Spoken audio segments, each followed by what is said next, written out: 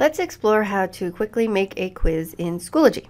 If you want to, you can use the Add Materials button and add a test or quiz just right on your course's homepage. Or if you don't want things to get too long and listy here, you can create folders to organize your content. I'm going to do that, and then I'll pop into this folder. That Add Materials button will, of course, follow me, and then I'll choose Add Test or Quiz. Give your quiz a name. You can certainly use the quiz tool for items besides quizzes. I'm going to use it for a homework check. And if you want students to see a reminder about the upcoming quiz, give it a due date. If you want the quiz to be a surprise, then definitely do not assign a due date. Don't worry too much about the overall points right now. We'll come back to those. You do need to make sure that you have a category. If by some reason your category is set to ungraded, make sure you switch it to a gradable category or just create a new one right here on the spot. Before you click create, one last thing you might want to do is disable comments for your quiz. Unless you want students leaving comments about your quiz, I'm just going to disable that and choose create. This will bring me to the 5-panel editor that allows me to build my test questions and adjust the settings for the test and preview it. And eventually, after my students take it, this is where I'll see the results. If I left their comments on, this is where I'd see their comments, and again, their classmates can see the comments they leave as well.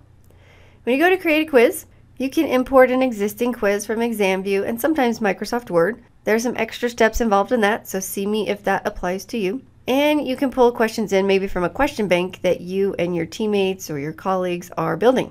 I'm going to keep this one just nice and easy and stick with the question types that are at the top of the window here. True, false, pretty obvious, multiple choice, and so on and so forth. So true, false is going to be just like multiple choice, but you only get 2 options, so I'll skip that one. Let's go into multiple choice and take a look at some of the things we can customize. This rich text editor is where you're going to build your question. You can adjust the font size, bold, italicize, change colors, all that good stuff.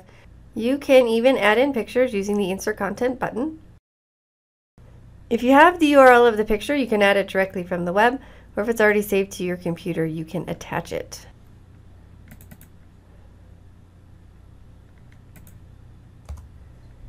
Being able to put in pictures is really a fast and efficient way if you already have an existing test, especially if it has equations in it or something you want to capture directly as it's printed. You can just take a screenshot of that. You can take a screenshot of the entire question and just insert it using this button. If you scroll down, this is where you can put in your answer choices.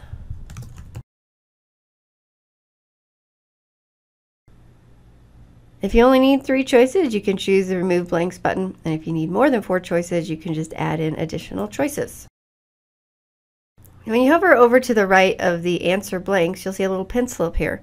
This will bring up a rich text editor, so if you needed to provide answer choices in the form of images also, you can do that. You just click the little pencil, and you would have an Insert Content button here where you could insert screenshots or any type of image file to supplement the answer.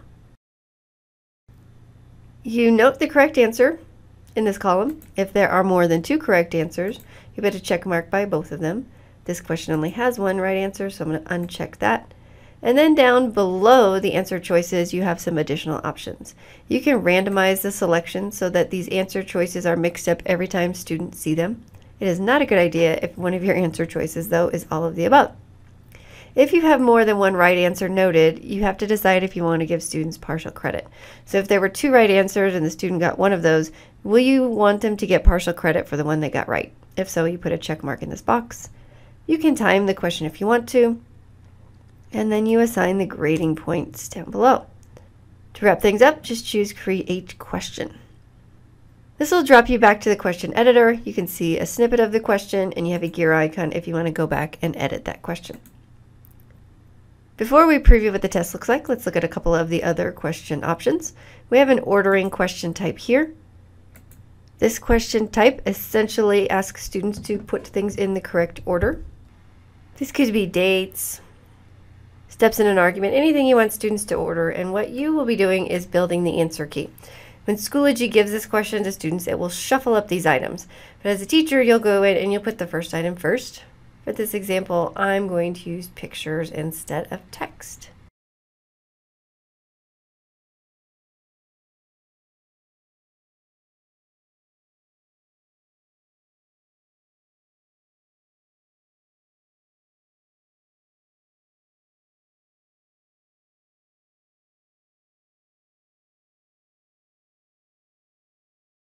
If you decide to allow partial credit for a sequencing question, Schoology will ask how many students need to get in a row to at least get a point. This one will be worth 3 points, and they'll need to get at least 2 right in a row to earn a point. Everything looks good, so I will create this question. The next question type we can look at is short answer essay. This is the only one of the question types that is not auto-scored. So if you choose to include a short answer essay question on your test, just know you will need to manually enter scores for only this question. This is the area where you will write your question. You can decide if students have a character limit, and this is a maximum, not a minimum. You can decide if you want rich text answers for students. This allows them to have bold and italics and I believe a spell check on their toolbar. If you'd rather have students composing video or audio answers for you, you can choose this text box and they'll get a little microphone where they can record their answers to you. And of course, you can attach a rubric, which we'll look at in other videos. But if you want to score this answer with a rubric, you can create it here or attach one of your existing rubrics. I'm going to cancel this question type and move on to our next option, which is fill in the blank. When you're composing a fill in the blank question, it will not look right to you, but you just kind of have to trust the system. It will display a nice, lovely blank for students when they go to take the test. But for you, you're simply going to use an underscore to indicate a blank where students will be filling in a choice. For example, if I want a blank right here after this sentence where students will choose the word to fill in the blank, I'm going to hit a space here, and then I'm going to use the shift button and the dash key to create an underscore. Now, as soon as I do that, Schoology starts flashing, and this is where the answer blank is going to go, and I'm going to type in the right answer, selfies, and then I'll put in a period. Now, this little tiny blank does not look big enough for students to actually compose their responses, but not to worry, when they preview the test, it'll be a nice long blank. I can continue composing my paragraph, and anytime I add in another underscore, Schoology put in another answer blank, and I can put in the correct answer. Now, if you want to, you can try to add in additional answers if you want to anticipate different ways students might spell selfies. Or if you don't want this to be a spelling test, you can opt to provide students a word bank. This will give them a bank of words that includes all of the correct answers and filler words, which are incorrect answers, that you can add, and then they'll just have to click on the answer choice instead of type it in. That way it's not a spelling test.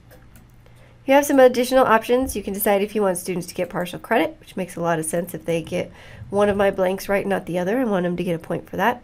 Decide if the answers need to be case sensitive. This is a little bit irrelevant for me because I am giving them a word bank, so they're not going to be typing anyway.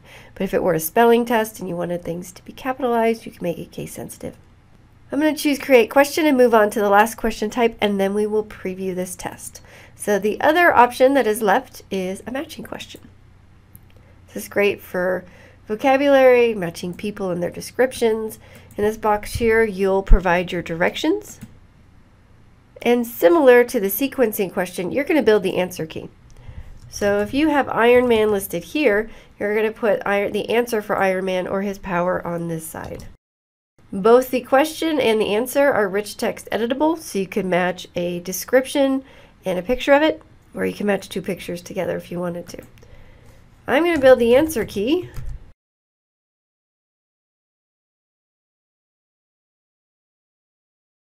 And when Schoology offers this quiz to students, it will shuffle these so they're not in an order. If you want to make the question a little bit harder, you can add in filler words. These will be extra answers over on the right so that students are not doing a direct match. And nearly all the time, you will want to allow partial credit so that the students get points for the items they match correctly. And if mine has 4 questions, I'll typically make it worth 4 points. So those are the 5 different question types that you can build in Schoology. When you want to see what your quiz looks like, choose Preview. This is exactly what your students will see. They'll see a Begin Test Quiz button. And although I can work through all of these questions, and I can even answer them, I'm not going to be able to submit this test because I am in teacher mode. So there's question 2. Those are all shuffled. I would have to drag them in the correct order. Here is my fill in the blank one with the word bank here. I'll just click on the option.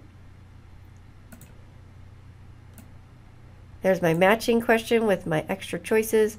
When students match items up, Schoology draws a line so they know which ones they've already used. And again, I can't submit because I'm in teacher mode. So that's what the quiz looks like right now. Now, this is a lot of scrolling, so one of the things I like to do for my quizzes is just put one question on each page. If you want to adjust overall settings for the quiz, you do that on the Settings tab. Whenever you're in preview mode, you'll get this message whenever you try to exit preview mode. So if you want some overall instructions for your students to pop up before they get started, like you have 15 minutes for this test, you may or may not use a calculator, you can give overall directions here if you need to.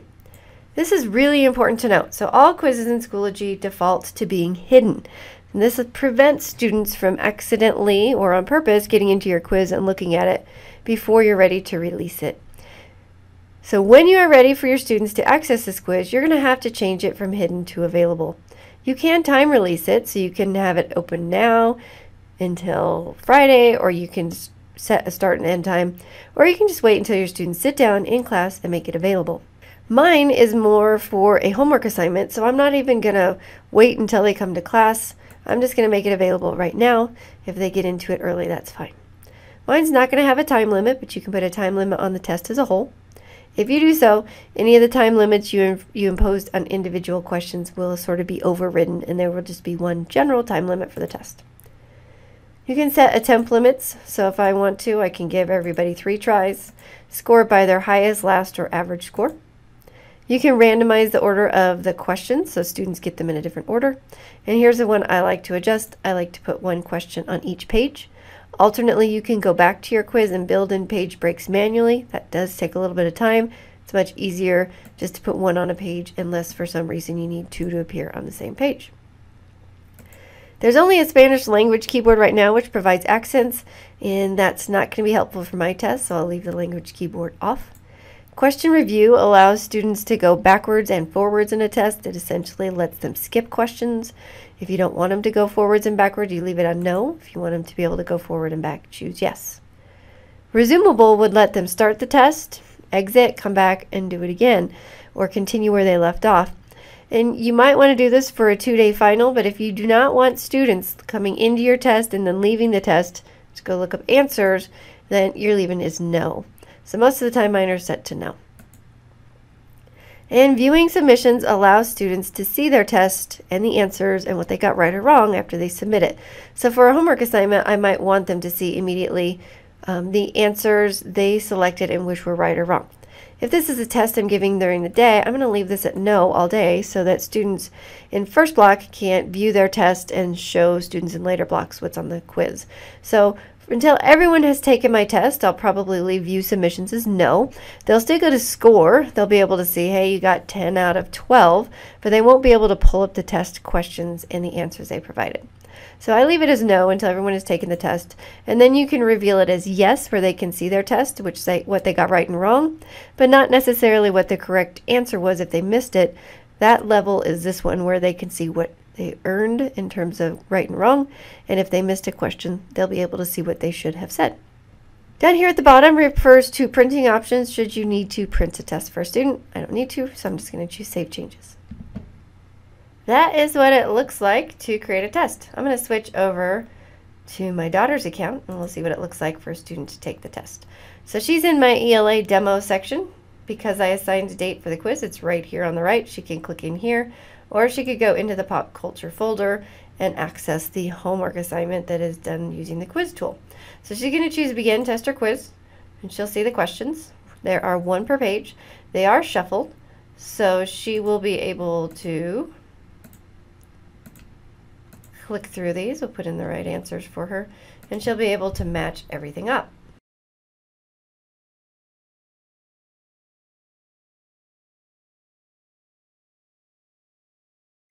Before Sadie submits, she does have to review all of her answers. She can go back and change any of those if she'd like to. Sometimes students forget to do this last submit at the end, and this confirms their submission. So Sadie can see right away she got 80 out of 100 because I left the quiz out of 100 points.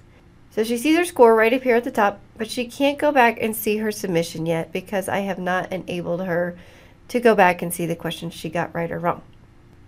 If I switch back over to my teacher account and go into the results tab, I'll see now that I have some results for Sadie. So she took it 1 out of 1 tries. If I go in and view her attempts, I'll be able to see her entire quiz and how she did. From this screen here too, I can also unsubmit a test if a student needs to basically have a redo. It saves their answers but allows them to go in and change it. It's a little bit different than delete, which completely wipes their test out and they have a complete fresh start with none of their prior answers saved. View Edit's going to bring up Sadie's test.